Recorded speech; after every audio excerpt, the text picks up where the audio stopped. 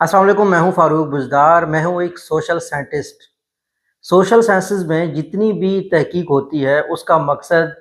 انسانوں کو اور کمپنیوں کو کسی بھی شعبے میں کامیاب کرنا ہوتا ہے۔ ابھی تک اس چیز میں مختلف رائے پائی جاتی ہیں کہ لوگ کامیاب کیوں ہوتے ہیں، لیکن ایک چیز ہمیشہ کامن ہے،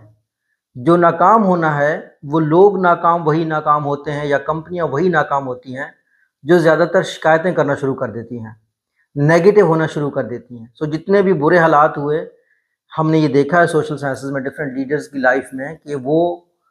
ناکامی کے باوجود پازیٹیو سوچ رکھتے ہیں، ان کو لگتا ہے کہ ہم کامیاب ہو سکتے ہیں، وہ نیگیٹو نہیں ہوتے ہیں۔ کمپنیز بھی جو نیگیٹو نہیں ہوتی ہیں وہ لانگ رن میں سروائیو کر جاتی ہیں۔ سو یہ میں نے آپ کے ساتھ شیئر کرنا تھا کہ ناکامی کا ایک ہی ذریعہ ہوتا ہے کہ غلط سوچنا، نیگیٹو سوچنا، اور کامیابی کے ملٹیپل طریقے ہوتے ہیں جن پہ آپ کہہ سکتے ہیں کہ نہیں یہ والا میتھڈ